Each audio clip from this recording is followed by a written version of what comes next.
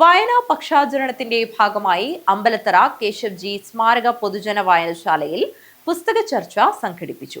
നവോത്ഥാന നായകൻ സ്വാമി ആനന്ദതീർത്ഥരുടെ ജീവിതത്തെ ആധാരമാക്കി എഴുതപ്പെട്ട നോവൽ ചോയ്യയുടെ ചർച്ച സംഘടിപ്പിച്ചു.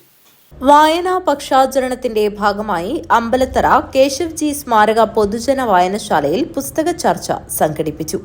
നവോത്ഥാന നായകൻ സ്വാമി ആനന്ദതീർത്ഥരുടെ ജീവിതത്തെ ആധാരമാക്കി എഴുതപ്പെട്ട നോവൽ ചോയ്യയുടെ ചർച്ച സംഘടിപ്പിച്ചു.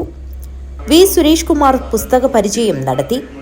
ഡോക്ടർ അംബേദ്കറോടൊപ്പം ആരാധിക്കേണ്ടുന്ന വ്യക്തിത്വമാണ് സ്വാമി ആനന്ദ തീർത്ഥരുടേതെന്ന് അദ്ദേഹം പറഞ്ഞു.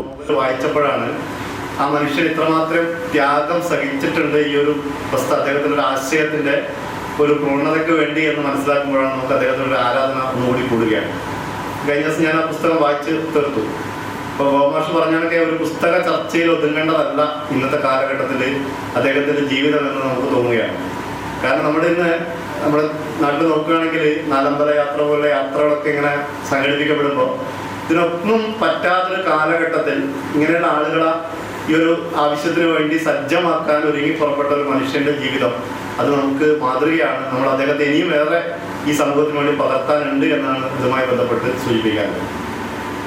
ലൈബ്രറി കൗൺസിലിന്റെ ആഭിമുഖ്യത്തിൽ എല്ലാ വർഷവും ജൂൺ മാസം 19 മുതൽ ജൂലൈ മാസം 7-ാം തീയതി വരെയുള്ള 19 ദിവസക്കാലം വായനാ പക്ഷാചരണമായി ആചരിച്ചു വരികയാണ്. Library council taluk president Sunil Pattena PN Panicker അനുസ്മരണം നടത്തി.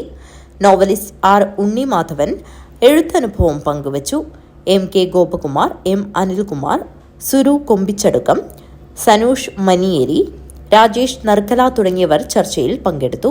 ഗോപി മുളവന്നൂർ സ്വാഗതവും PV ജയരാജ് നന്ദിയും പറഞ്ഞു. News bureau, Kanhangad.